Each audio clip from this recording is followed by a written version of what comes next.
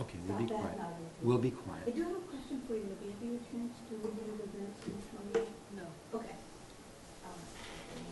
They're on my list. So we're okay on the minutes for the 21st, But not 28th. but not the 28th. That's what I just heard. Okay.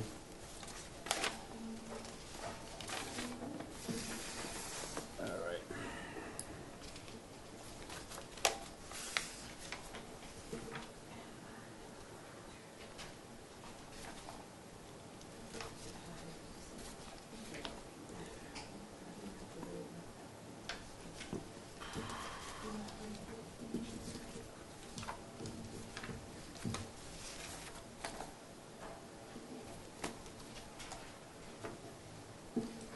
Yeah, two is a little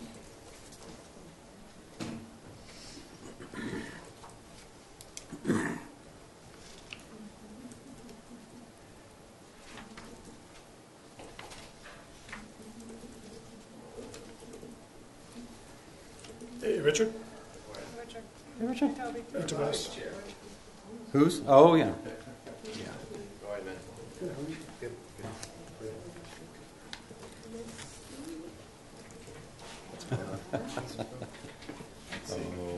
No, that's his chair. That's why he's. See, we're all screwed up because we don't have the normal chairs. We don't know where to sit. I don't. Morning.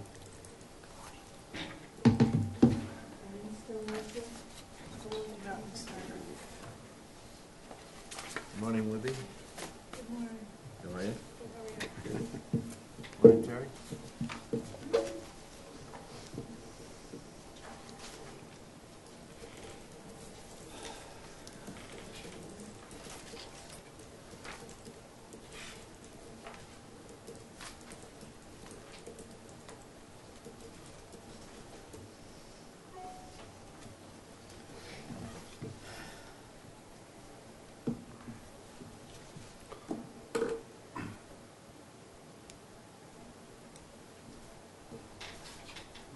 Oh, Christie.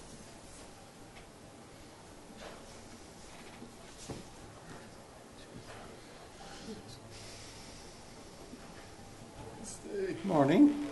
Whoa. You're going to freeze. I know it, right? It's cold in here. Morning, Christy. How you doing?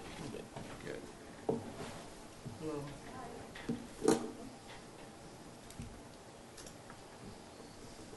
Yeah, Peter K. Kaiser. Everybody knows him by a different name. I think when he was growing up, he was PJ, Yeah, and now that's right. he wants to be Pete, I think. I know he does. So we'll call him PJ. So we'll call him PJ, whatever we want to call him.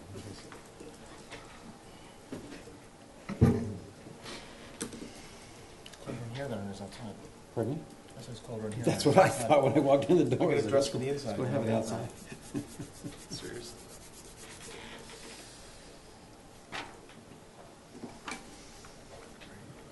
They're finding us. Oh, Yes.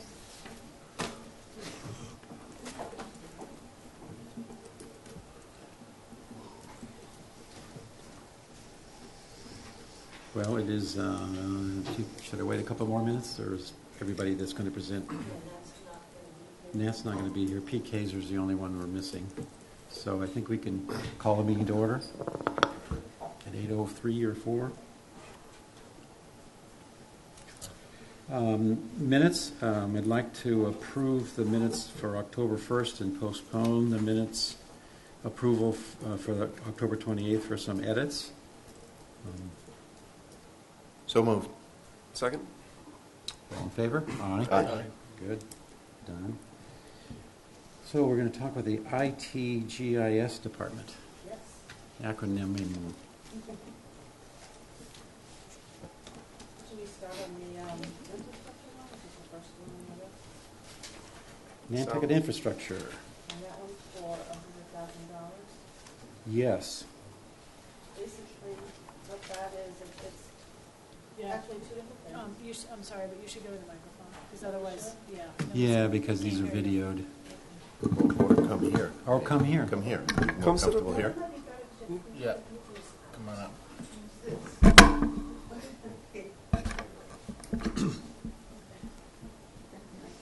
You can come sit. Come on. I know, kind of like normal. Normal in a different spot.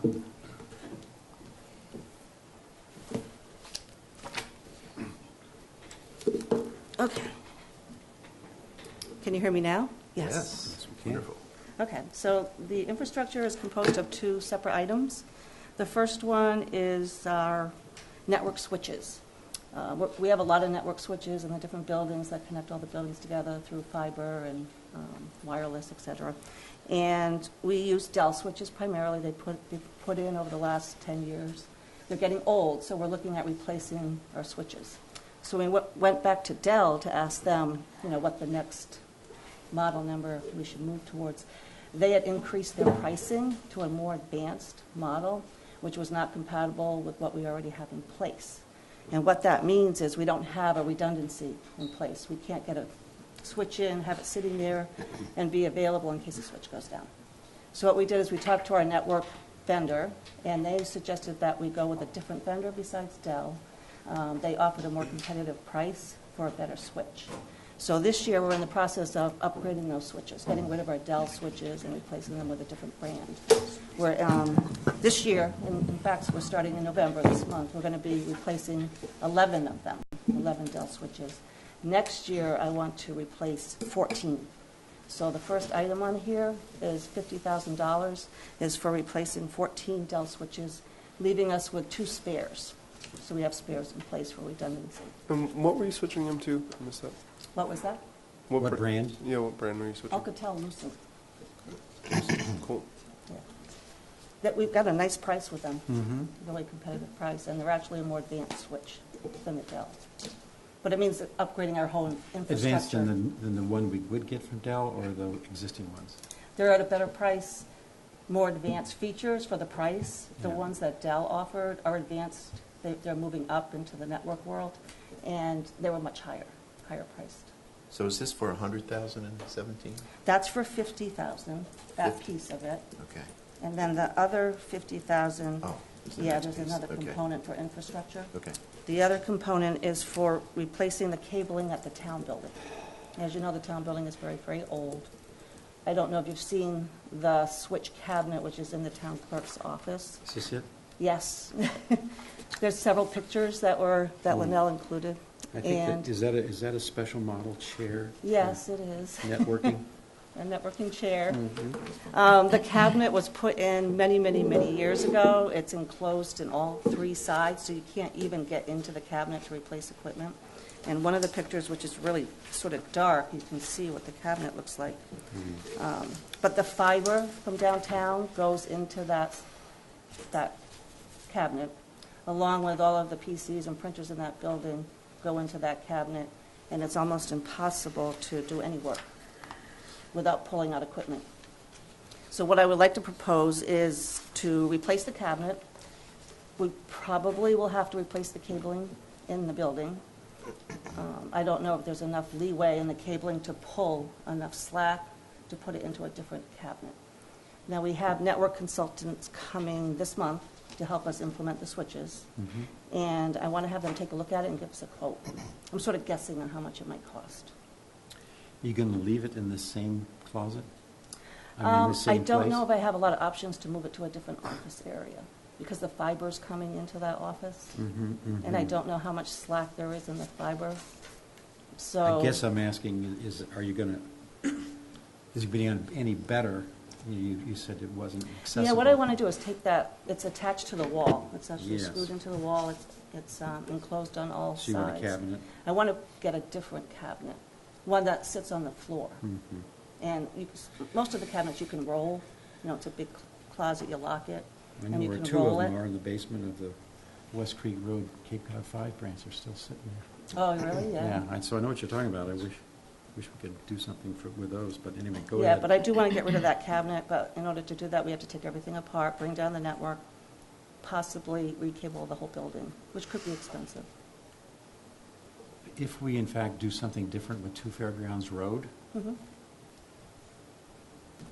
Well, I believe people are still going to be in that building. oh, yes, oh, definitely. Yeah, so I don't think we're moving out of that building Okay. totally. So I still need the connections. It's actually a hub for downtown. Fiber comes into that building from Land Bank and the NRTA building. It's sort of a mini hub where all the connections come in. And then from there, it goes to 2 Fairgrounds and jumps over here. Everything but the school, it sounds like. Yeah, the school comes in separately. They don't go through there. Peter? A question, if you did have the space, would it be in a room by itself or a cabinet? Probably a cabinet. Is it Yeah. conditioned? Is it a conditioned No, space? no. Is I mean, that would be already- ideal to get another room in there, air conditioned. Yeah. Do you think we should, if we're investing that type of money to, I think we should, so I think but that that's going to should- be a lot more money because we have to pull probably the fiber. But I think investing infrastructure and not conditioning it is, you're throwing good money Mhm. away. I think the space should be Yeah, it's like a temporary, accepting of exactly. the care It's like a first. patch, yeah. How is this performed without the climate control? I mean, It's is it- been Have you noticed okay. any, It's been okay, but again, it's being used as an office space. Yeah. So a lot of things get pushed in that cabinet or on top of the file cabinets and interfere with the electronics. It really shouldn't be in an office space. Oh, It should sure, be sure. locked, secured yeah, with air conditioning. But I'm not sure how much that would cost. I'm estimating 25 to 50 right now. I won't know the exact cost until the vendors come and take a look at it. If I may, if we don't know what's going to happen with the building now, and maybe in a year you do free up space, so there's an office, I'm just wondering if it's prudent, if it's, right now, if you need to do it, or if we would put it off for a year, if we were to get a bigger space, to do it the right way instead of what I think is not the right way. We can certainly do that, but I don't want to wait 5 years. Well, I wouldn't, You know, that's no, a- I would just, Yeah, I would hope to think we'd have an idea within a year or two. right. I could go 2 years with that. You do need the new switches, though. We still have to put the new switches in. We have to do that. So we're going to have to mess with what's in there now and pull out equipment and put new equipment in there. Who maintains all of the hardware? We do, IT. And we have network consultants that assist. Okay. So Well, that's, we're going to be talking about 2 Fairgrounds Road and 16 Broad a little bit Oh, later, okay. so maybe we'll have more information for oh, you. that would be ideal. And when I Thoughts get a anyway. quote, I will bring up the air conditioning, separate room. I'll ask about how much Security. leeway we have in the cabling. Can they do it without pulling more fiber? You know, what the options are. We might be able to do it. There's no way, I mean, can anybody walk into that area? Yes. So from a security point of view, it'd be Wait, nice to which have it in. area are you talking about? Town What clerks, office? yeah. Well, not anybody can walk in, no. I mean, somebody's in there. and Staff. There's a door that's Mhm. generally locked, and then there's an entrance from her main office into her office, which also can be, I assume, is locked at night. Okay, so it's locked. There's a lot of other important documents in there. It's pretty Cool. secure. Mm-hmm. And it's not like here. Good. So Any other that- questions? Okay, move along. sorry, quick. The current switches, you said they were 10 years old? Is that what you Some said? probably older, yeah, they range. We have new ones that we replaced recently, and then old ones have, slowly we're replacing them over time. So some of the newer switches have been put in when we did voice over IP, so they might be like 3 years old, 2 years old. And then a lot of them are really old, so they range. So the intent is with the switches, once we put in the new Alcatel-Lucent switches, we'll pull out the Dell switches and we can use those as spares temporarily for our existing Dell switches, so we can swap them if we Gotcha. need to. Yeah.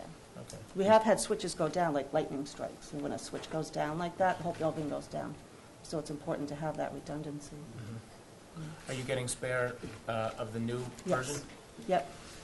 When we put in the switches this year, I think we're going to have, 4 spares. That's we have in the- different That's in the models. price, in the Yes. pricing? Okay. The pricing for this year, yeah, because we're getting different models depending on the building, and we're getting a spare for each of the different models. does this price accommodate any other compatibility issues as far as these different other than Dell switches? They can communicate to each other, Yeah. but you can't stack them, and you can't, I can't have a switch sitting there and take the configuration off one and put it on the other, because they're different models, the Dells and the Alcatel-Lucents. If I had gone with the Dell model numbers that they're offering today, I couldn't do that either. I can't copy a config to one to the other in an emergency. Okay. Richard? Just before we leave this, I'm a little bit confused. Are we going ahead with replacing the network cabling and rack at town building, or are we going to put that off 2 years? I think depends. It Depends. sounds like it depends on what we do with two fairgrounds and Okay. Rod, and Okay. I guess the timing of that as well. Don't you, isn't that what we kind of thought? I think so, but It's a possibility that we postpone half of that, but it is, I do think, having been on the board for 3 years, sometimes projects take longer than you anticipate them to. sometimes, yeah. Sometimes. Pete? No, I was just, when you mentioned 5 years, I mean, it's probably not the most unrealistic, long shot that it takes a little while to get this project in motion. It's pretty big, wide scope, and, a lot of nuts Okay. and bolts to figure out ahead of time. Very good, so we'll come back to that one. I did want to compliment you on your write-ups and Oh, okay. the new software and all that. It's Oh. very understandable for me, which is good. I appreciate that. I've got a question. Really quickly. The cost of replacing the cable in the building is expensive. There was a comment about asbestos. Yes. Is that, does this estimate cover removal of that? What's going on with I that? believe the asbestos is in the ceiling. I Okay. don't think it's in the walls. One of the options could be, and I know it's not the prettiest, is to put the cable, those strips on the wall. Yeah. Are But they we would run have to through- go through the ceiling if we want to replace all the cabling. So the vendor or the contractor would want that to be dealt with somehow. They did ask for a report, the Yeah. asbestos report, which I gave them. Okay. They would have to take that into consideration when they look at it.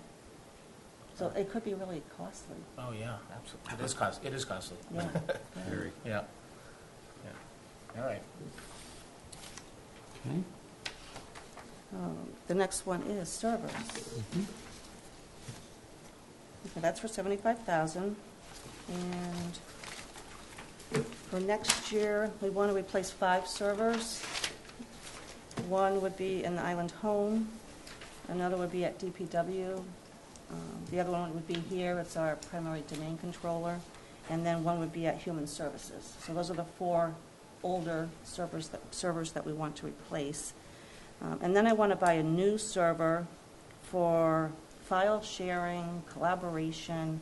We're having a lot of issues with passing information in large files back and forth to vendors. Of course, email servers are limited to how much you can send via email. So we have a lot of requests of people saying, well, I need to put a document somewhere on Google Docs or this place, so someone else can access it off the network. So what I want to do is get a new server in place that's accessible by vendors or other people that we allow into the server to pick up and transfer large documents. And I also want to look at implementing a collaboration tool. I don't know if you're familiar with SharePoint at all. It's a Microsoft, it comes with Microsoft Office 365.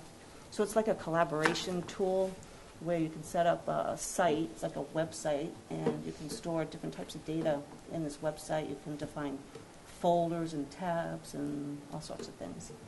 So it's an easy way to collaborate and share information. So like similar to Dropbox? Dropbox, I believe, is more of a file sharing, where you Yeah. just put files up and share them. The SharePoint can do the same thing, but you can put a lot more type of information in there. You can do emails, you can do Okay. workflows, you can do like So more than other just files. functionality besides files. Yeah. So that's the 5 servers for next year. And just, how many servers do we have overall? I think it's 23. So then we'd have 24. 24, If yeah, you if we add a did new this. one, Mhm. yeah.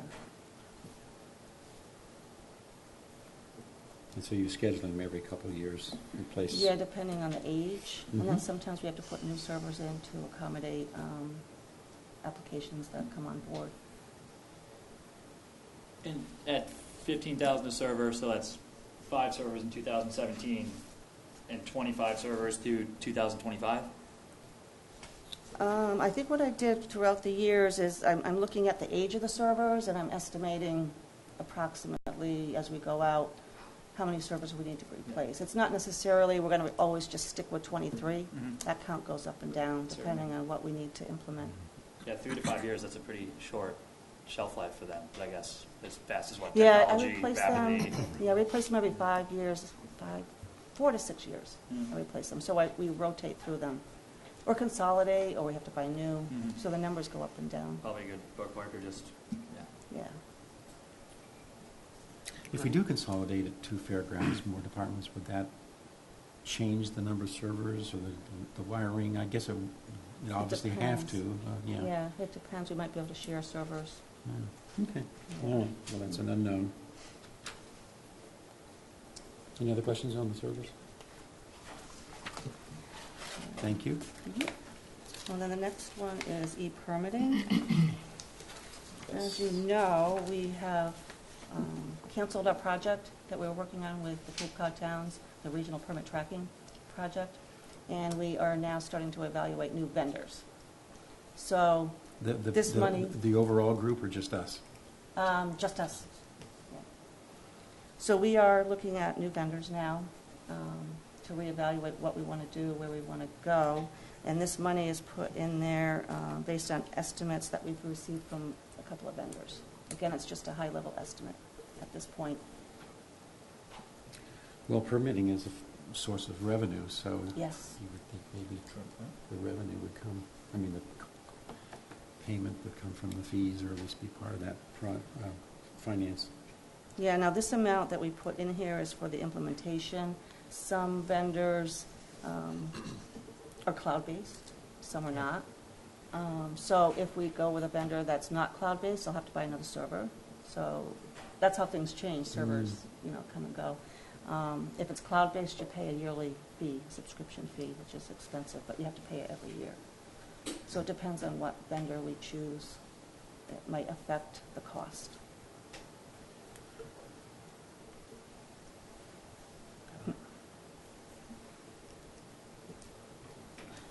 Would this, so this is just for installation or implementation, is that right? Yes. This And then one of the vendors quoted about $20,000 a year for support and maintenance. And that particular vendor, it was server-based, so we'd have to buy a server. Mhm. That would be in-house. Another vendor, I think it was a subscription cloud-based service, and I think that was like $80,000 a year, $80,000 to $90,000 a year. As the annual fee for the Yes. cloud? Mhm. Wow.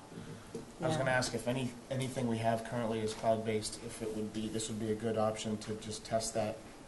'Cause I know we've talked, Yeah. it's come up in the past. Yeah, we do have some cloud-based applications. Our primary one is backups. Yeah. We do backups here, and then we have an physical appliance on site, so the data's kept here, but then it's offloaded to the cloud for disaster recovery. So we do use that for that. I'm trying to think of another. There are some cloud-based small applications. The only thing to be wary of is if the internet goes down. Yeah. And if it goes down, you can't do anything. Yeah. Is that fee, that 80,000, is that based on the amount of material or the amount of information that's Yes, that stored? particular one, I think it was based on number of permits, number of permit records. So again, that's just an estimate. It could be higher once we drill down and figure out how many permits do we do a year. So that one's based on a yearly records. So, yeah. Okay. Or we could pick and choose what permit types we implement and then slowly increase them over the years. Yeah, that's expensive. I didn't think it'd be that Yeah. much. It is That's expensive. That's way up there. They're all very high. There are some really cheap ones, but they don't provide all the functionality that I think the town needs to do all of the permits. There's like 100 different types of permits that the town issues from all the departments, all different types. Are they automated now?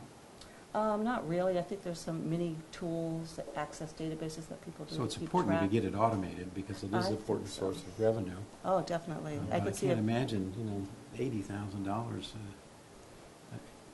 And based on the number of permits, Mhm. in other words, they're sort of limiting themselves Mhm. by Right. pricing it They that have way. ranges, yeah. If you have this many permits to this range, Yeah. it costs this a year. So we're going to have to really drill down and look at the functionality, because I don't want to get something that's very basic, and then it can't handle the more complex permits like building, HDC. Yeah. Because licensing and alcohol permits are really simple. They don't go through a very complex Mhm. workflow approval Mhm. process. But when you get into building and HDC, that's complicated. Do they come in and modify the software for us? And That's tailor another- it for yes. us, and that's where the price Most of the is. time, you pay for that, for them Mhm. to configure different types of permits for you. Most of the time, that's a limited, like we'll do 4 for you, they'll Mhm. say, Mhm. and we'll train you how to do the rest. So then the illness of actually doing the configuration and implementing is either on IT or an internal department to implement. That's why it takes so long to implement any permit. And it doesn't just come all pre-configured and implemented and you turn it on. They're usually very flexible systems where you, Mhm. Just one question. Why do we drop out of the Cape Wide? there are a lot of different reasons for that. I can start from the beginning. We worked on that project for many years, maybe 3 years. Originally, it started with a grant from the state that the Cape Cod Commission initiated to get money to fund an e-permitting system for Cape towns. And originally, I think it was 10 to 12 towns were involved. And they did a bunch of demos, and then the towns were voted on which ones they wanted. And the top vendor was picked. I don't know if I should say the name. Acela. You've probably heard that term. It's on here, anyway. Yeah. Do I have it in here? Oh, I do have it in there. Acela was the e-permitting system that was selected, and then the town went through a statement of work with the vendor.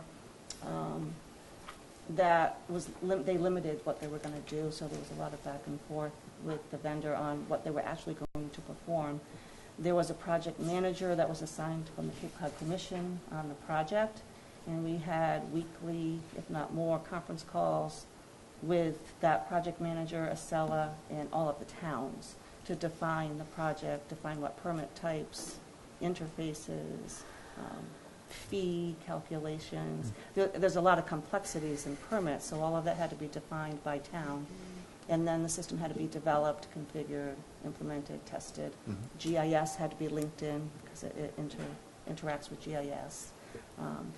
So there was a lot in this workflow too. Approval processes get automated, so you have to define all the workflows for each permit type for each town. So it was a really complex, long process to get that all together.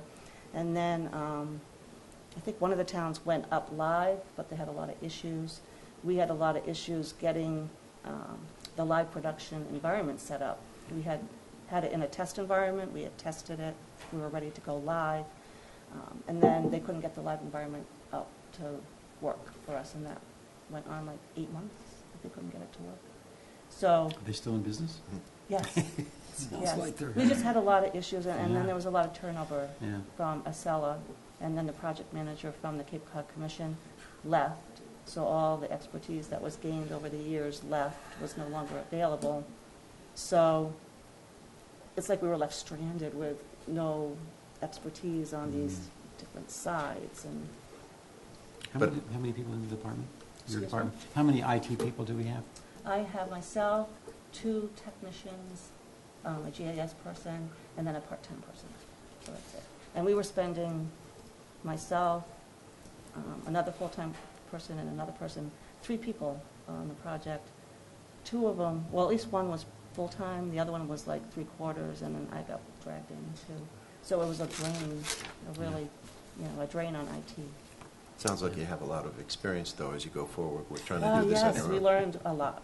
Yes, we have a lot of experience. But we just have to There's pick the the right positive. vendor. Good for you. We have to pick the right vendor, and I that's just have one important. more question. Sure. Has the town clerk, their IT operation, come under your jurisdiction, or is that still? Yes, they come under town clerk, yes. Mhm. Can I just interject? we're in the process of doing an IT operational assessment with an outside consultant, and they've been interviewing all of the departments, and they've spent a lot of time with IT. And there are likely to be costs that, or proposals that come out of this to either purchase or have more staff, or certainly more coordination among the various departments, the town clerk being one. She is kind of out there on her own with her Laserfiche program that, you know, we're not sure if that's something that should spread through all the departments or just her. Should there be something different for everybody? A lot of that is going to be addressed in our study, and we'll get you a copy of it when it's all set. We'll probably have a presentation to the Board of Selectmen at some point when it's done, probably be done before the end of the year. Yeah. Does this system usually require additional, like man-hours for staff, department staff, to input the data as far as tracking permit applications for people to see, or does this fall into the software that they're already using and that's what's transparent? Basically, yes, they're going to have to enter data. Yeah. The goal is to, or the approach should be to implement it in-house first so the staff gets used to the product. They will be entering data, but then you should open up the citizen portal right away or as soon as you can so that citizens can actually go in, enter the data. It's reliable and up to date. Yes, and it yeah. takes the workload off the office staff. Yeah. But they say to do that in mini steps. Don't turn it all on at once. Mhm. Yeah, okay. So, like an important, very important project. Okay, any other questions? Okay, I think that's it, right? it is. Okay. Thank you. Thank you. Mhm. Very nice, very well done. Thank you, Linda. And who's next? Rachel, didn't she just come in? Oh, sure. I think it, Rachel. could it, let's All see. right, well, I have you next, actually. Or do I not? Two fairgrounds. Well, do you mind doing Rachel next so she doesn't No, have to? is she here? Yeah. Yeah. Okay. There we go.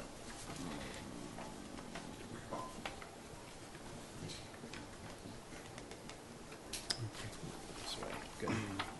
Rachel's getting comfortable over I was there. going to say her timing is good, thank you. Thank you, Linda. They want you to sit. Sit up there. Yeah, really? For real. For real? Pretend you're a selectman. No, thank you. Could you pull the mic closer, because we've had some criticism by one of our members that we don't speak clearly enough or into the microphone, so we're trying to be better. Good morning. Good morning. You're on. Okay. First item. Do you need the packet? I need the packet. It's a little late, I apologize. Okay. Here, Lynn, she can.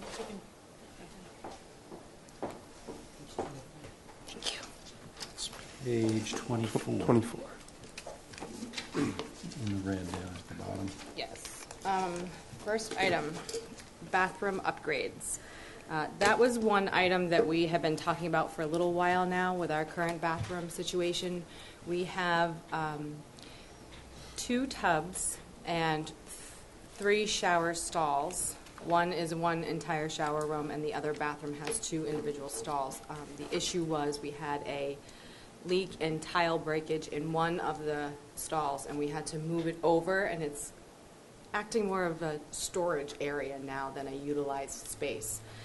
So in essence, we are only using 1 shower area and 1 tub.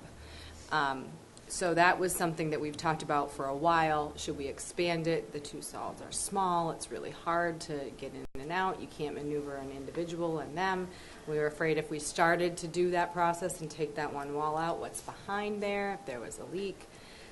So we had started anticipating possibly needing some of the bathroom upgrades, and in the process also getting new tubs that would be better utilized with the lifts and to bring the individuals over, since our tubs are fairly old and outdated. So this would involve that equipment as well.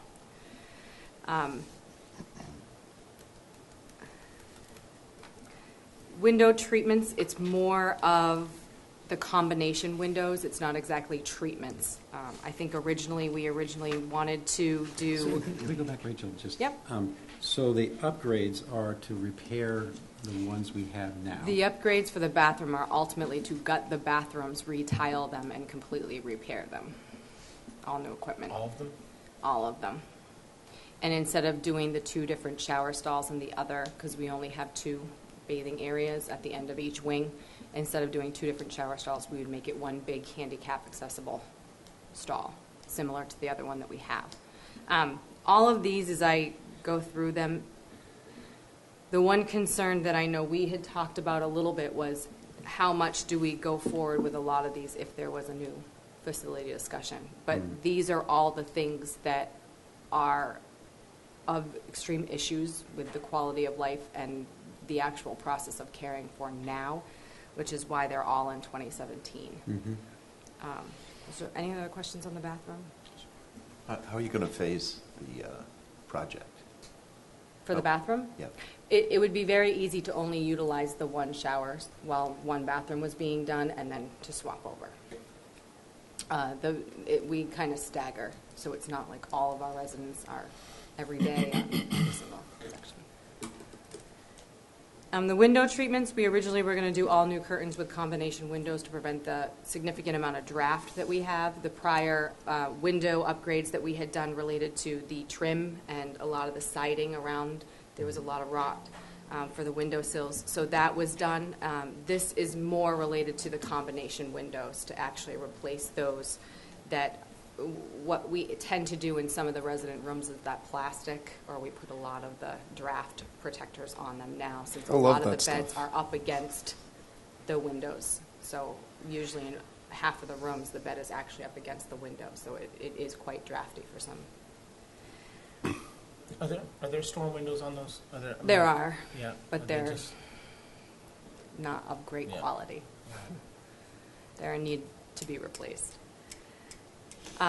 We actually had 2 windows in the significant storm that we had, not recently, but prior. Was that Nemo? We actually had 2 of those windows blow in. Luckily, they were not patient rooms, but that was where a lot of this came from, is knowing, let's make sure that that doesn't actually happen in a patient room if the windows are of that quality that they're starting to move so much that they blow in. The tracks, a lot of the tracks. Yeah, because the tracks are replaceable. Yeah. You know, those depending on the condition of the window and the glazing between where the windows attach.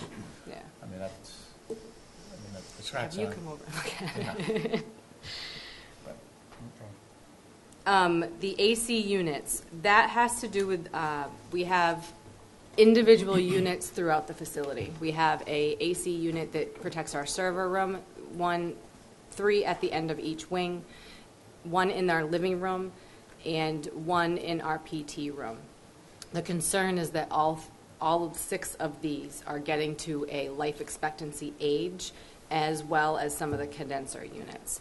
It is not anticipated that we would probably replace all of them, but especially the ones at the end of the wings. The reason that is that the individual resident rooms do not have thermostats in any way, so they have no temperature control besides the window. So really the wings and where their resident rooms are, the only way they cool in the summer when the heat gets extremely hot is by that end AC unit. And we've had Home Array come and look at them a couple times. We're actually in the process of replacing the one in the server room. And we're doing that through it's a much smaller unit than the other 5. So that was a concern, is that if that's the only temperature control in the facility besides the dining room, we put individual AC units in windows. If that's the only temperature control to cool it, if that they're starting to have some significant problems, then we probably should look at those units now than waiting. The resident room upgrades, that has to do with their closets and the condition of their furniture itself. We have had, through Department of Public Health surveys, a lot of concerns about the resident closets, the condition of them, the peeling, I think it's veneer, whatever it's called, that's the fake wood, yeah, maybe that goes over on. I'm at a loss for words. That has been peeling. That's considered a hazard. It's a skin tear issue, especially the residents that are using it. They're not very handicap accessible. Their storage of them is too high related to the sprinkler system. So it's always come up in every survey we have, the conditions of the closets. The actual furniture themselves is extremely beat up, very outdated. There are some rooms that I unfortunately have to admit that when I go in there to show the rooms to the family, I am a little embarrassed myself at the condition of the furniture. So this would be to upgrade their dressers, bedside tables, and to get new closets within the, that they can easily accessible more than what they have now. This is a funny question, and I'll admit it right off. It's probably I've had to downsize or clear out 3 houses in the last 12 months, and a lot of it has gone to the Lightship Basket Museum for their big sale that's coming up, and a lot of it is very nice furniture. And I'm wondering if the town even could consider buying some of that, from them at $100, $200 for a chair, et cetera, et cetera. We could look at it. Chairs, we just recently upgraded all of our chairs in the entire facility. So They the were furniture- very bad, what- but it's what- mostly the dressers, bedside tables, and the actual closet units themselves. So if there's Could be. smaller bedside tables and smaller dressers, there's not much room in their rooms, so it Okay. wouldn't be a normal size dresser. It would be a much smaller, like 4 or 5 drawer tall one. I'm going to take a look at the Yeah, that's sale fine. and see what I can pick up. So, Absolutely. anyway, thank you. I think it's easy, it's easy to say, what we have coming down the pipeline as far as a new building, but I think it's nice to see you're still looking at detail in this, because I think it's important to still keep the integrity of their living right up to the point till we know what that's gonna be, So, it's, I think it's agree still with that. important. that Yeah, we're, we just doing recently stuff there. redid all the window treatments, the privacy curtains, and the chairs through a different Yeah. capital last year, and that was it. We had a lot of people thank us, the families, the residents themselves. They were very much appreciative because they said they greatly appreciated the quality of it. That Yeah. truly made them feel better. Peter? I would assume, Rachel, that some of the furniture is portable. Yes. If we do get a new building, it would Yes. go into that. That was one thing that we had talked about internally as well, is we can't quite predict what those rooms are going to look like or what they're going to need. So if we buy this type of furniture, is it something that we're going to be able to transfer there? Is it going to work? Is it not? And there's nothing to say we couldn't try and just make it work and utilize it, but it would be transferable, absolutely. I think that was also one of the things that we kind of debated on. Is it really something that we should be doing if we're going to get a new facility? Or possibly get a new facility, I should say. But I think the concern was more, is this something we should just worry about and do now? If I may, just a comment, it's ironic to hear, Rachel, which was a great statement, that your server was conditioned and had an air conditioner. The building's falling apart, but we have a good server. We sat with Linda, and she's looking for some new cabinets and servers without AC. So my point, just to bring it up again, if we're going to invest good money, which is a good investment, we should keep it and maintain it. Absolutely. Just really quickly on that, I think they have cabinets now that are self-controlled, I which have is, 2 of them. yeah, which could be, an option as far as, keeping it in that space. Absolutely. Our servers are in a weird location. They're at the end of our, what we call our industrial wing, the south wing. There's actually an office, which is our medical records office, that has all the overflow and discharge resident records, and then there's a back room from that. And it's a very small, locked back room, so it just has a wall-mounted AC because the servers are just sitting on a desk there. So I'm not sure if the cabinet could go back there, but that's basically why the AC went back Yeah. there, is because it's a double locked behind. It's extremely hard to access them, so. Rachel, I have a follow-on question really to Christie. Given all the talk about, a new building and relocating it and all that sort of thing, is there any way to start managing down the population so that we have fewer people to move? I just moved my mother-in-law, and it's a very difficult thing for an elderly person. She's 99. To relocate, and it would be great if there were fewer of those people to do that. I'm thinking over the next couple of years it's going to be at least that for a new building, I would think. Is there a way to manage that population down and follow some of the recommendations that were come out of the task force about home health and that sort of thing? Yeah, if the directive that I was given would be to, if the facility was going to be a smaller bed size, and that was the directive that I was given, yes, there is a way that we could manage to do that. I would not do that without a clear Mandate. path. How would that impact you financially? It will significantly Yeah. impact us. So- We would actually probably have to also impact staffing by doing layoffs, because there would be no need to Yeah, absolutely. reduce bed size and keep the staffing level at what we're having, which is why I'm saying it's possible. It's not, we would basically freeze admissions or be much more selective in the individuals that we took. I just would not start engaging in that process Yeah, I without would a s- very clear That's- you gotta- directive. I mean, yeah, that's important to maintain. Well, you don't want to, in other words, if there's a way to do it, Families, right? from- Family help from families? Yeah, yeah. I mean, that's the extra help you need right there, I think. Yeah. I wouldn't expect the town or the, Island Home to be doing that solely, that move, but I think the help from the families would accommodate that, but I think.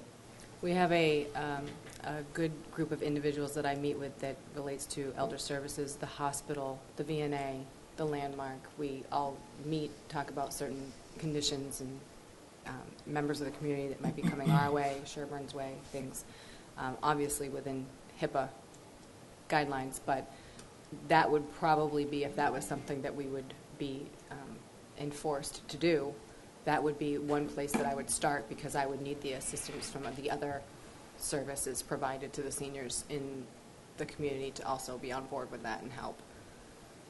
So, yeah. Thank you. Any other questions?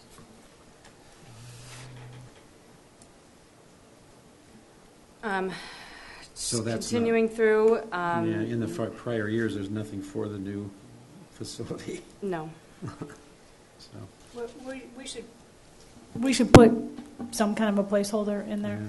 yeah. And it might have made its way into town administration, I can't remember, or not, because it's so up in the air.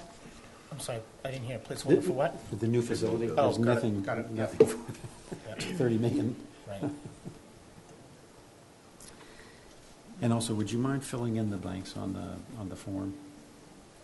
So that the description, justification, budget impact, I mean, you have all of it, it's a matter of Yeah. keying it in or somebody keying it in. Yep, So I when we get to can the final document, provide that. Yep. yeah, appreciate that. A lot of people had given those descriptions to Brian, and he wasn't able to get them in before he left, so they're He Somewhere. couldn't do it on his vacation? no. No Aruba? He's coming back, right? Yeah, he'll be back. He'll be back in time.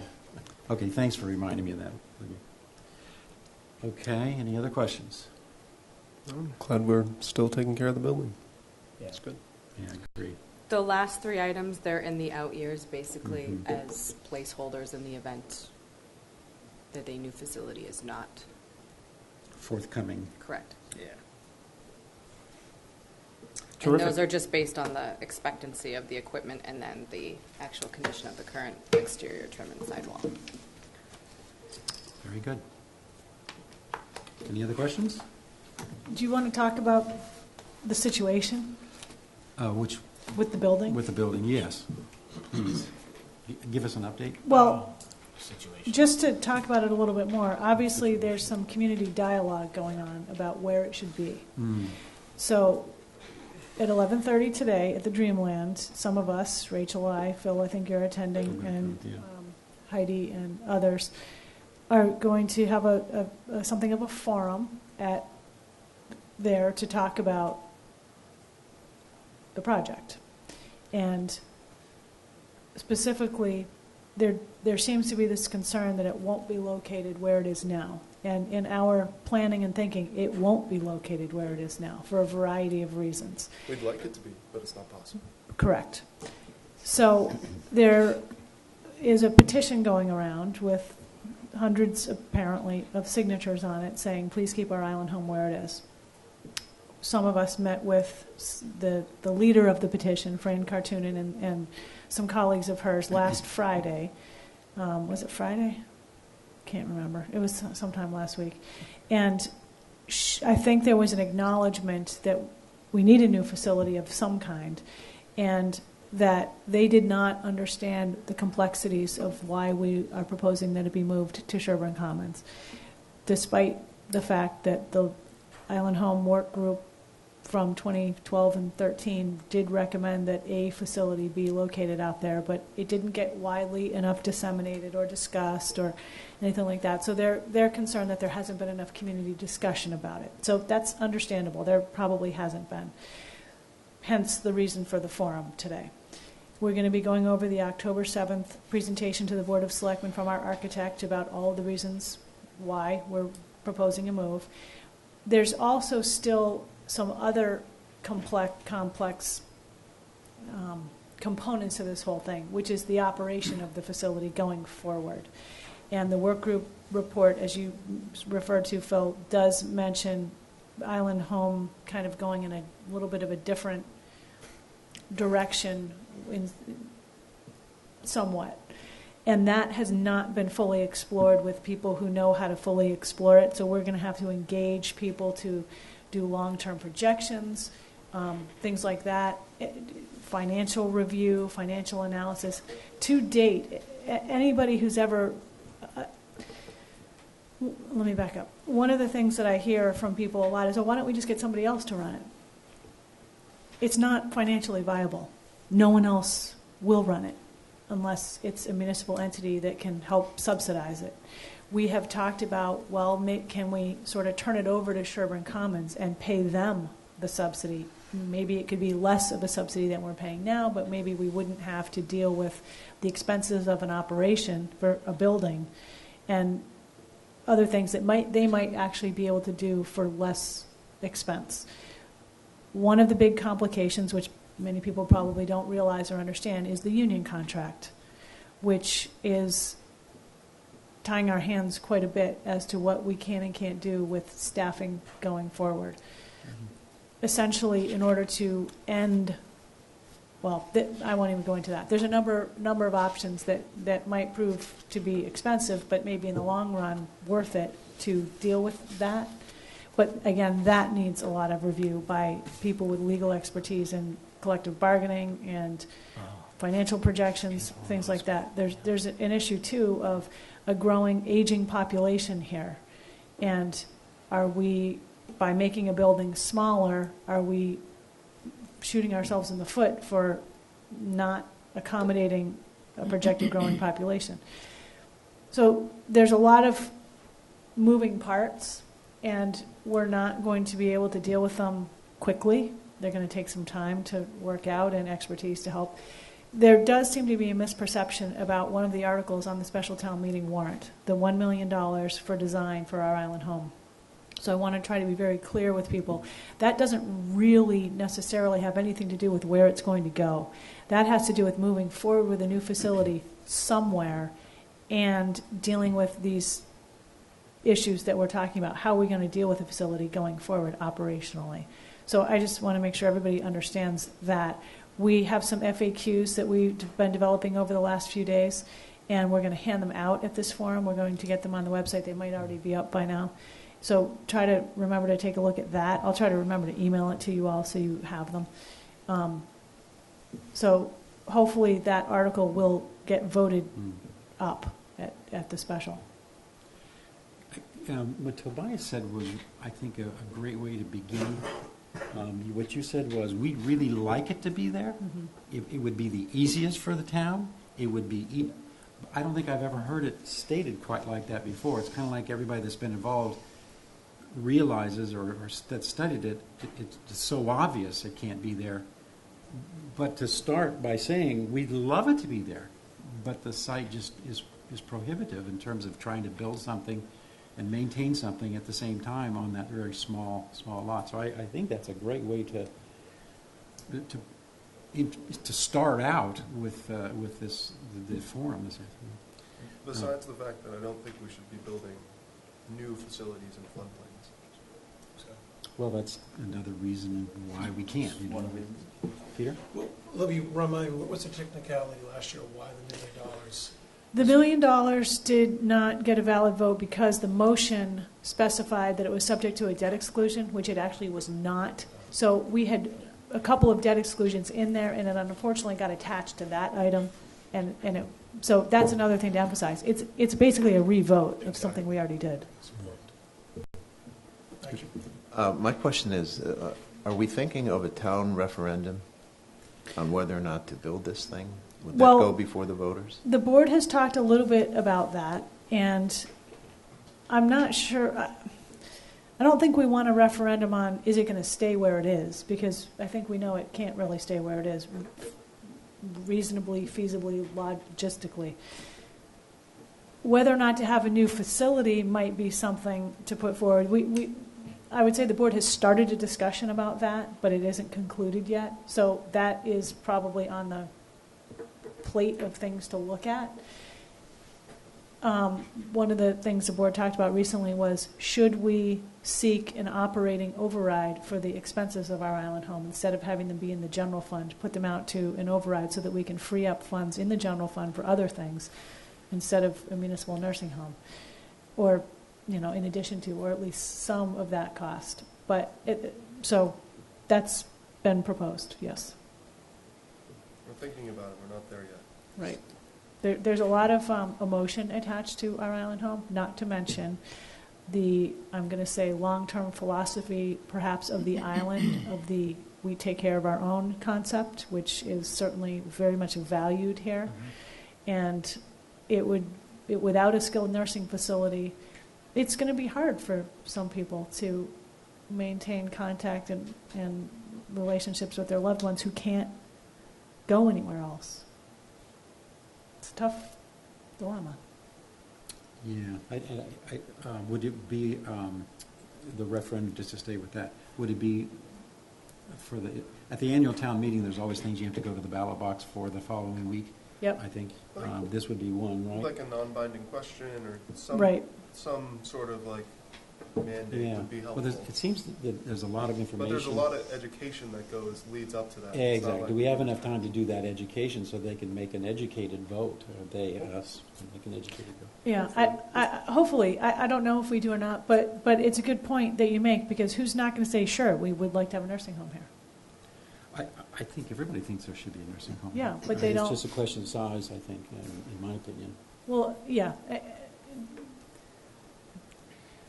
And design and all the other. Right, and all the preparations expenses goes in that go along Yes, with something right. like that. It's very expensive. Yeah. Really quickly, there's This is on the website, just to finish. the community is big on. I think the resistance is just it's part of checks and balances for the community, because I think that in the past there's been a lot of significant projects that whether it's a development or a municipal building that has generated a lot of scrutiny that over time, to me, almost 100% absorbs into part of the community as being the way that it goes forward. And I think this would kind of fall into that. I think there's just initial checks and balances from the community, and ultimately, depending where it is, if it is off-site from where it currently is, that it would be a great facility would absorb into the community as far as being acceptable, I thought. But anyway, things work themselves out. I Very hope good. so. Thank you, Rachel. Thanks, Rachel. So if anybody wants to come to the forum, you're more than welcome. Yeah, it's at the Was it Dreamland. upstairs? It's at the Dreamland. It's in the studio. Upstairs. Would you say 11:30? 11:30. There's a movie afterwards, so. Oh, we should have planned it like that. Oh, and then so the first item for you, Libby? Okay, so I want It's to. a big one. Yes, but I want to preface ours by saying that with staff transitions, new software, special town meeting, and housing issues, we have not been able to devote the chunk of time that's needed to really get descriptions in, prices in place, things like that on our projects. And there are a lot of moving parts with virtually all of them. And there's probably some that aren't even in your packet right now. So let me start with 20 South Water, which I think is the first item there. $7 million in fiscal 18. This, Actually, the first item is Oh. two fairgrounds I'm sorry. in 2017. Okay, 2 fairgrounds. That is not going to happen in 2017. That's going to need to be moved out, probably, hopefully to 18. But let me tell you what's Okay. happening with this right now. Back in, I think, June, the Board of Selectmen voted to direct town administration to start working on whatever needs to be done to move municipal offices to a central location at 2 Fairgrounds Road. The board put on hold the issues of 37 Washington Street, where the finance department is now, the marine department, and the 20 South Water building. We engaged an architect to do a programmatic study review of what would be needed at a new building at 2 Fairgrounds Road, and that is underway now. In the interim, we've started to have some discussions with the water company about attaching their proposed new administrative building, which actually has an appropriation with it, to ours, whether it be at the 2 Fairgrounds site or at the water company site. They prefer it to be at the water company site, They meaning the selectmen? the water Water company. commission. Oh, they want it, oh. They would prefer it over there. So, Which the board may not necessarily agree with as far as like space planning and, you know, we want to have things working together and keep open space open. so we're in the process of about to have a more detailed discussion with the water company manager about that. And so that we can make a presentation to the board or have a review with the board about pros and cons of this site, pros and cons of this site, and then get some clear direction going forward as to where it's going to go. Nonetheless, it's not going to be ready for the 2017 annual town meeting. But that's basically in the works. Right now, the architects have interviewed a number of people about space, and we're putting everything in there that we can reasonably think of, which is going to fall out later. But just as a quick example, NCTV, for all the, well, let me back up even more. We would have public meeting rooms over there. We have a lack of space for public meetings, even with this building. Still, huh? This we're room, in we the Dreamland. are at the Dreamland for Yeah, the right. Island Home Forum, because this room is booked this afternoon, and the training room is taken up for actual training. And the training room, which is supposed to be for training, is very frequently used for public meetings. So there would be a meeting room over there. We would retain this meeting room. The meeting room upstairs would go back to being a training room. And part of the issues over here have been the wiring for proper taping of meetings wasn't totally in place when this building was built for broadcasting to NCTV. And it definitely wasn't in place for the training room, because that wasn't really meant to be used as public meeting space. So it's been kind of cobbled together. So if we had meeting space, it was, you know, pre-wired and pre-set up. And some town halls have, bigger ones, like in Barnstable, they have a C3 TV, it's called over there, space for the public access channel in their town hall, and they do a lot with it. They, you know, tape town presentations and things like that. C-SPAN. So, well, hopefully it wouldn't be. C-SPAN for Totally for love that. municipalities. In any event, we're thinking about that possibility for the G part of the PEG channel, the Public Education and Government Access channel. That might not come about, because that's a very nice thing to have, but it's not a required thing to have. We've talked a little bit about, can we work in underground parking? Now, that sounds far-fetched when you first hear it, but it could free up some space for other parking over there. If we're going to be using a lot somewhere, like right now we're using the one over there for the fast ferry connector, for people to park when they're maybe going on vacation for a period of time over the winter, things like that. And it's not in the greatest condition right now. It's better than it was, but it's not really ideal. So all of these things are obviously going to add to the cost. And as we go through it, we'll have to evaluate what stays and what goes. And, you know, in any building project, you probably do that. And probably in the public world, quite a lot of it is going to fall out. Well, it's an opportunity. We probably only do it every 40 years or so. so, Right. Yeah. Right. So either get it in now or deal with it in some other way. Yeah. Any questions about 2 Fairgrounds? It's in the works. 20 South Water. Yeah, let's talk about What we've talked about there most recently is the possibility of, and we need to do a little more work on this, but the possibility of putting out some kind of an RFP, not to sell the building, but to lease it to a group that could perhaps renovate it into a combination of a community center, additional public restrooms, the visitor services center, and the NRTA office. In addition to the sheriff? The sheriff would theoretically, at this point, move into 16 Broad Street. So, again, this is going to take some work. It will require a town meeting vote. We're just not ready yet, but that would seem to be perhaps the more feasible thing to do than to have the town do all of that. Especially, I think there may be a group or two out there that's very interested in this. And it keeps flexibility for the town in the future, keeps control, but it also, we want to take better care of the building, and it Yep. gives us an opportunity to do that. And it maintains a presence of a little bit of government downtown, but also community activity. Right now, we're about to do some manner of repairs, I'm going to say, to the building. There's some bathrooms that need work. The sheriff will be in there for, another period of time. What we are hoping to do, planning to do, is move the NRTA office in there so that the building the NRTA and the health department are in now can be freed up for the health department. They're completely crammed into a pretty tiny space. I don't know if anybody's been over there, Yeah. but they have to, move all their stuff off their desk in order to spread out plans, and it's just not conducive to proper oversight and working, and it's just too small. So in order to move the NRTA over there, though, we have to make sure there's public access to them, and the office space in a lot of the areas in that building hasn't been touched since the police left, and it's almost like they left as if a tornado was coming, and everything just got left Or if behind. there was like a mob and they were just like, we're getting out. We're getting exactly. It's very much like that. So the space has been used a little bit upstairs. The Dreamland had a kind of a, what was it? What did they have there?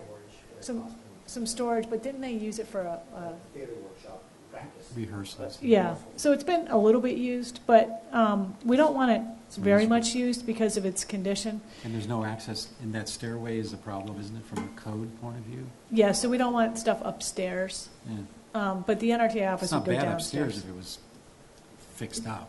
Yeah, and we might actually get it, I think, are we getting it cleaned up a little bit so we might actually be able to have some internal meetings over there or storage? We're taking everything out of it just to check the structure, and then we're not putting anything back. Okay.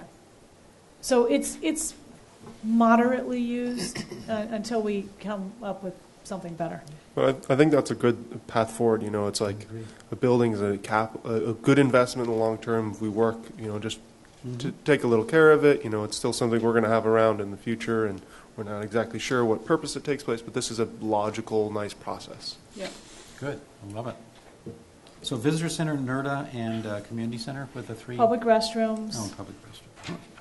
Good.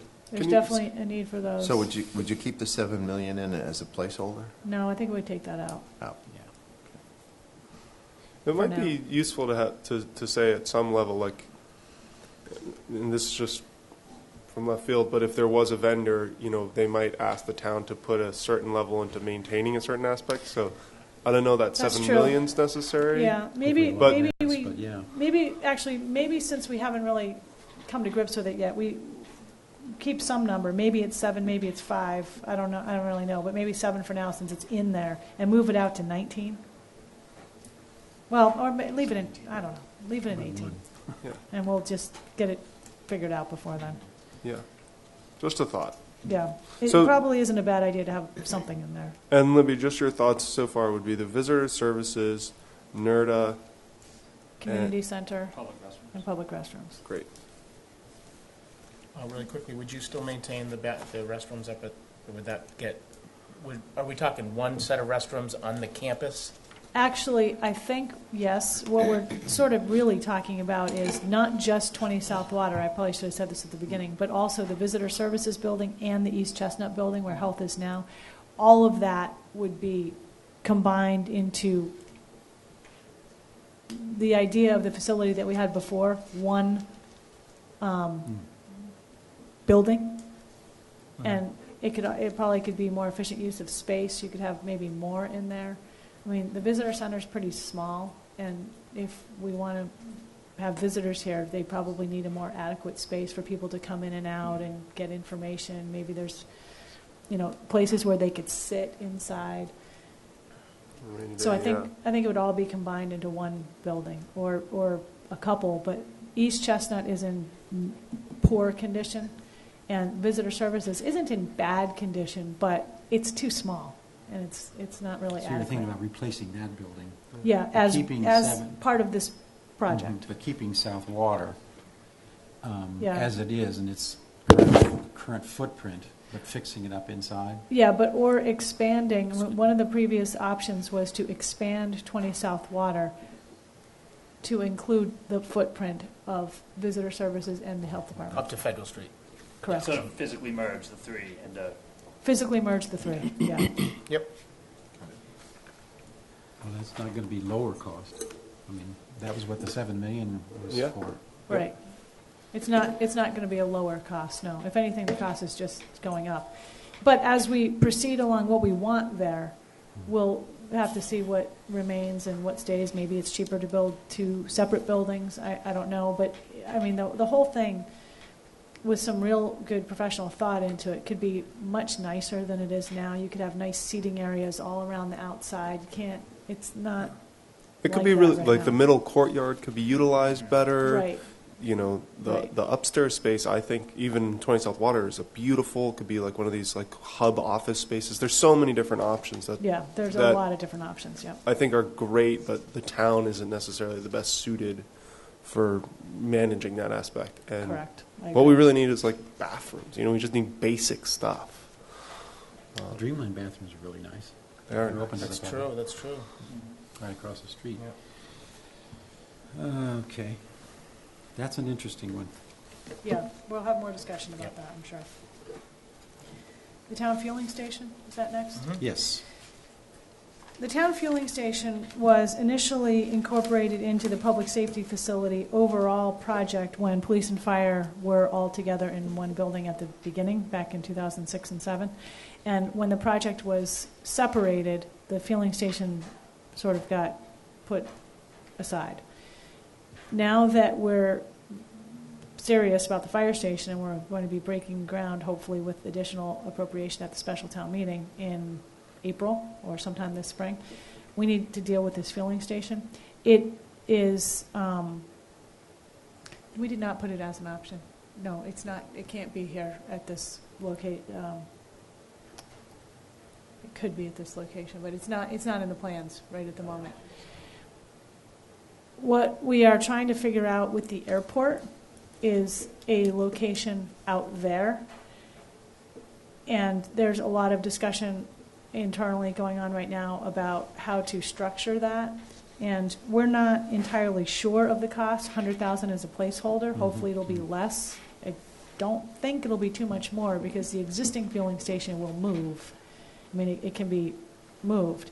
It's the internal fueling pipes and things like that are going to need to be installed somewhere, tank potentially. So I don't know. Well, the airport's it's got a lot of fuel out there, and that might be an ideal location. It might, or potentially the gas station next door. The airport owns that land. They lease it to the gas station Oh. right now, and that lease is coming up soon, and we're trying to develop a bid that would incorporate the town fueling station into it somehow. So there's moving parts on this, but we're going to need to have it somewhere. We've also talked about, should we just go commercial and have everybody, all the town agencies purchase their fuel from the existing gas stations, but that doesn't address 24/7 issues and emergency situations, and It makes sense for us to have our own. yeah, Toscana does, a lot of big companies do. exactly. So there's an option out there. We just Yeah, good. are still working on it. It used to be called Scotty's. It's the one out there. The gas station. Yeah.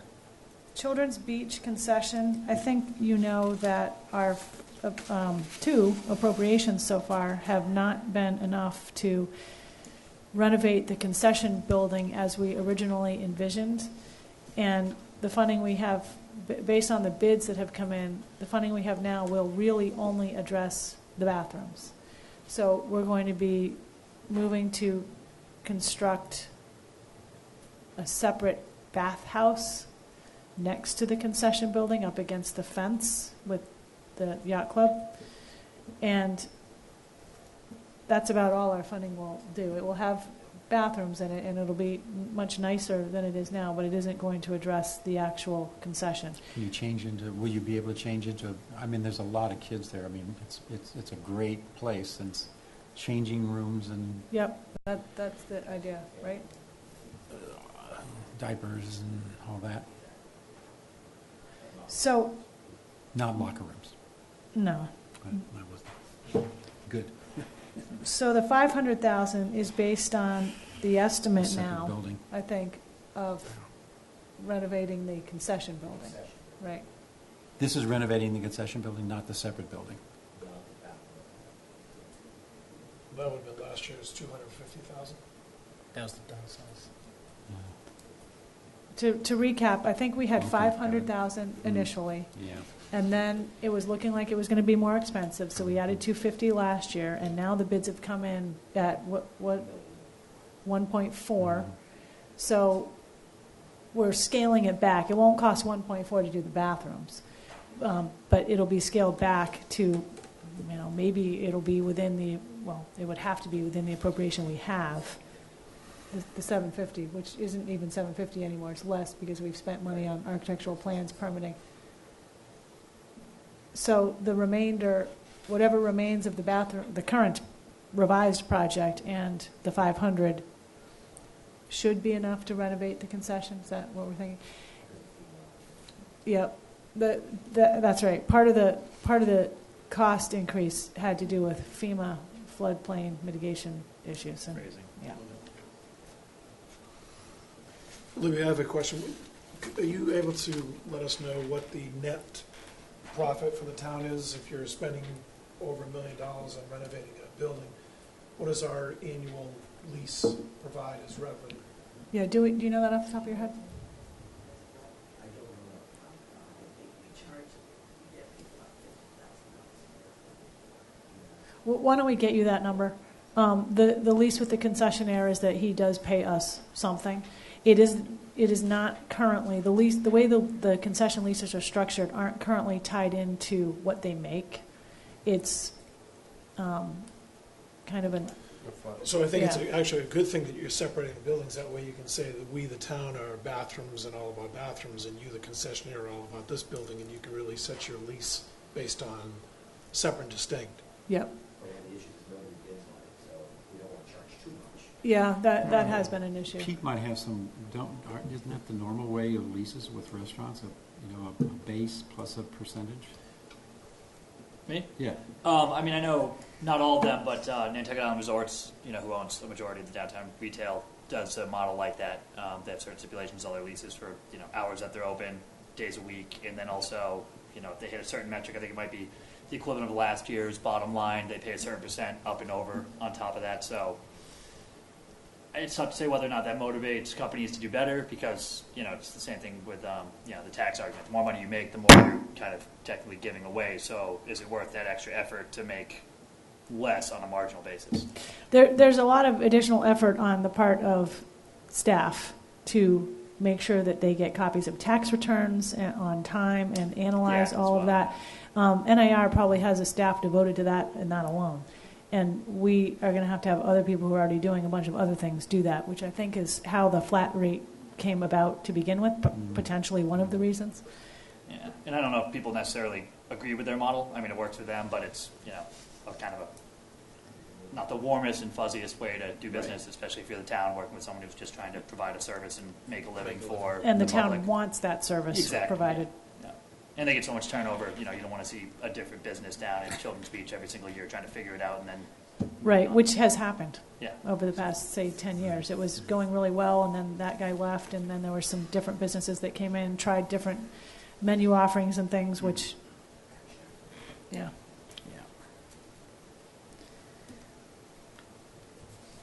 Any other questions on that?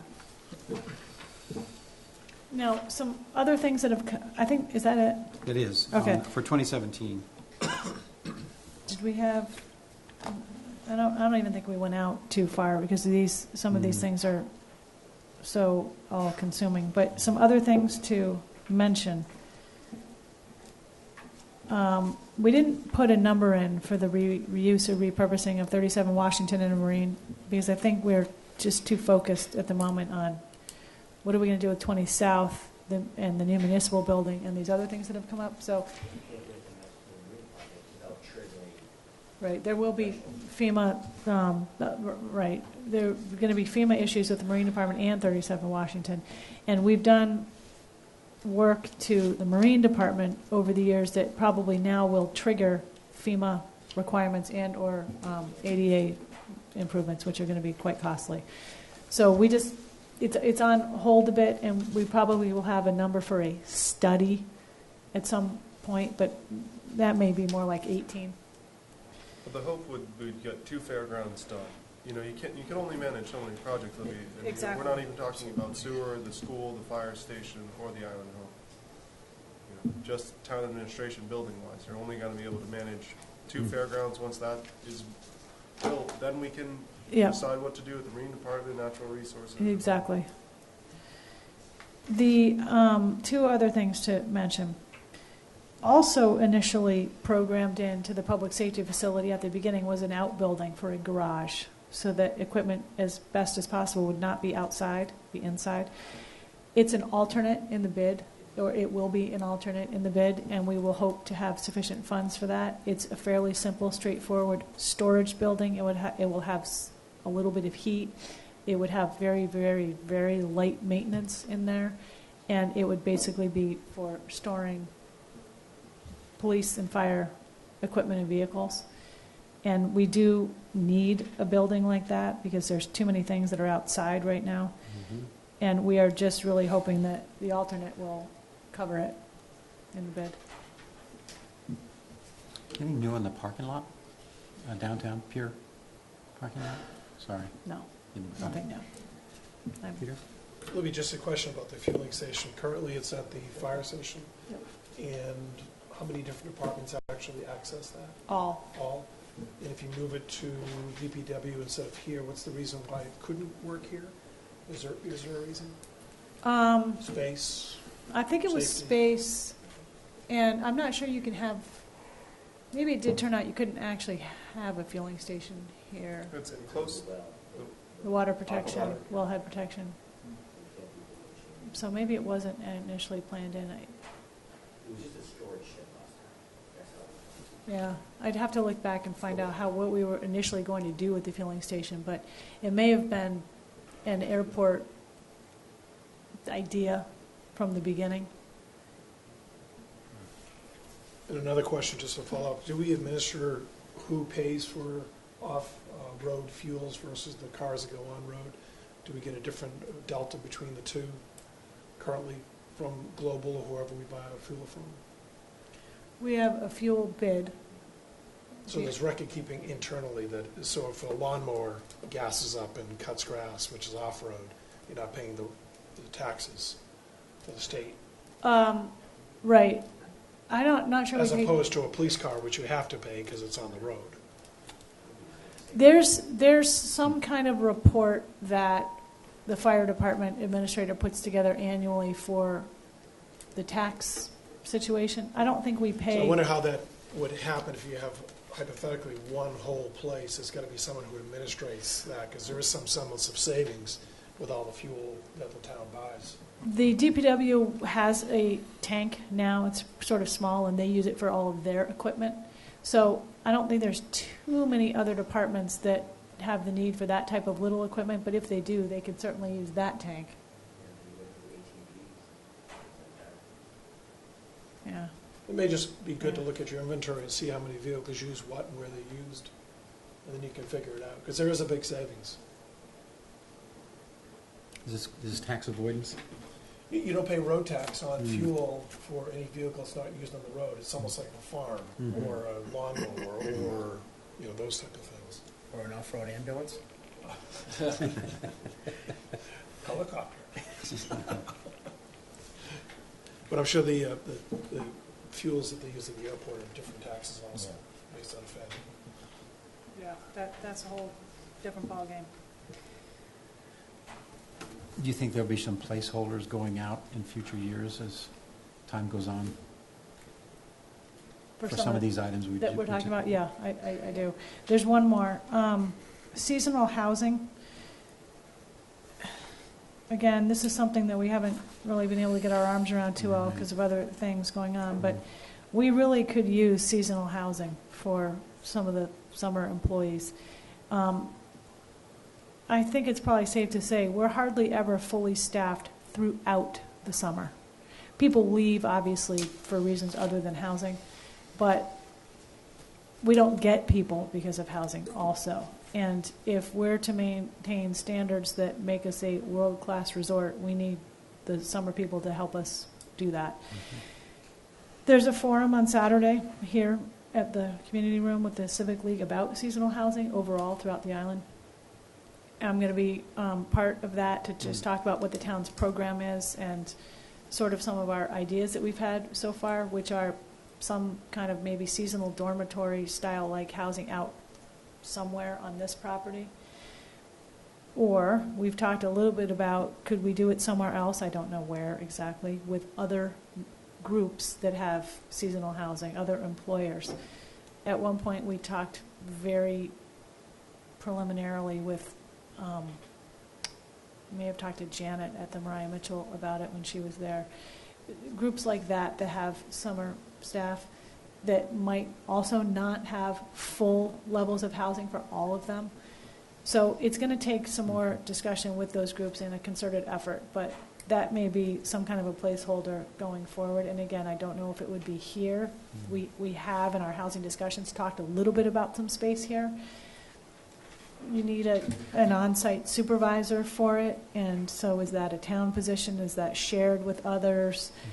You need from property management and maintenance program going on with it. All of that has yet to be really worked out, but it's, I guess, in the idea phases right at the moment. Yeah. I could say, you know, we did, the town did participate with an activity from Remain to kind of go over some different housing scenarios, more related to residential housing on this site, but entwined with that was kind of this idea that there would be, you know, a couple units of town housing as part of that RFP process, and that you know, the town wouldn't necessarily be running those, but whatever entity was, you know, kind of maintaining the housing for other purposes here would also maintain that for the town, and you know, it'd be a synergist relationship. So do you recall the dormitory style? How many beds? Or we didn't really get into that.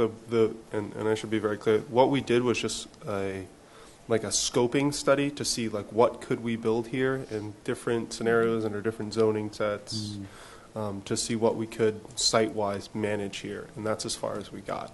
And we're kind of just waiting for the board to get a little more direction, I think, at this point, is what we want to do, and that kind of fell off the plate because there was this idea that the island home might be over here, but I think we've fully moved past that, and so now that's back in gear. Does that sound about right, Libby?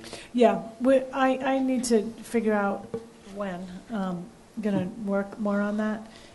And I think there might be, hopefully, I think the idea about the Civic League Forum is that some ideas will come out of it for people to work on. Libby, if I could, I'll send you our plan for our dormitory, which is 36 beds. That'd be great. Matt McEachran worked on it with us, and we used a modular.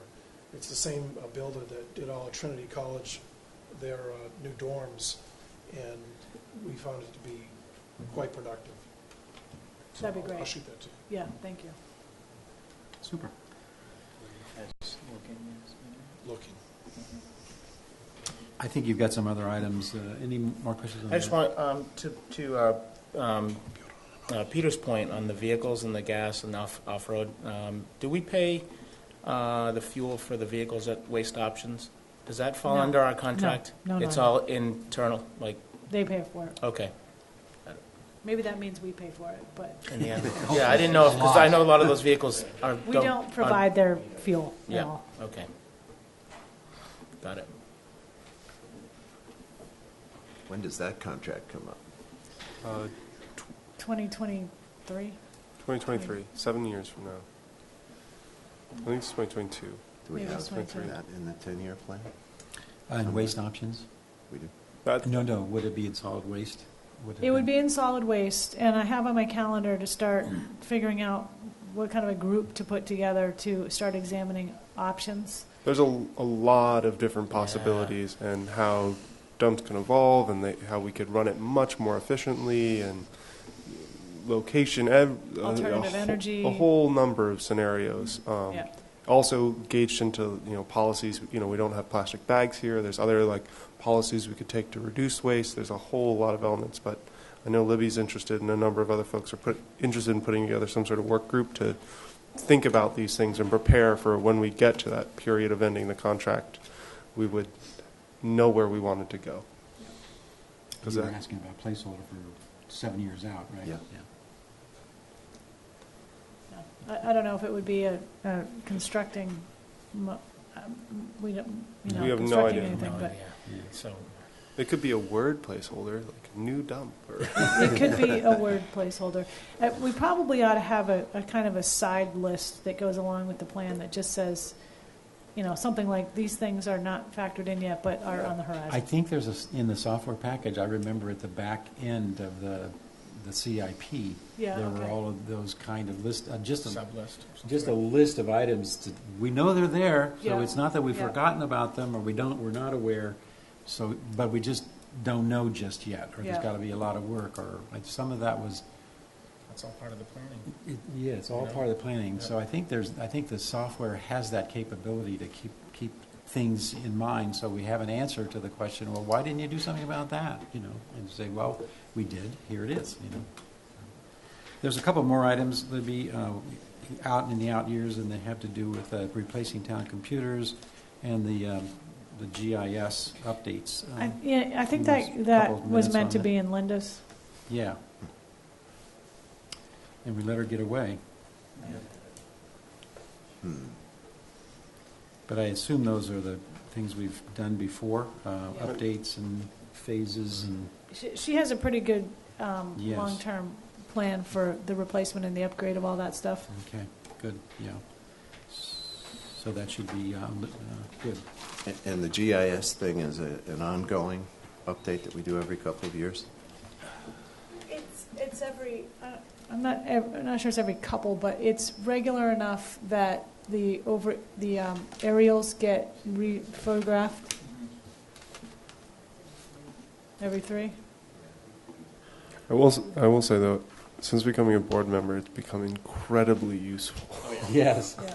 Property information, I mean, the way that the island's changed, you can look back to, I think, 99 and 04, and 2014, I think is the most recent, there's another year in between there, but it's great when you're trying to do any real estate or site, analysis or how things have developed over time.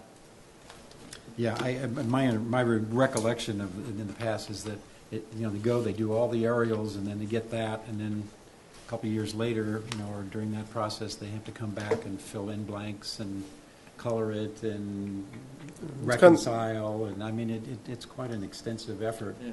And I think that's why you see those, the way she's got it scheduled like this, every 4 or 5 years, not the 300,000, but I think it gets spread. Anyway, that's my recollection of that part. It is kind of important to note that it is, the town has some benefit from it, but it's in a way it's kind of like a service to the whole community for, it's in a Realtors. and- Real Yeah. estate industry, yeah, it's huge in real estate industry. I mean, in banking, we use a lot just to analyze properties and try to figure out zoning. And the overlay maps are really great as well. Sewer, zoning, there's about 15 different options.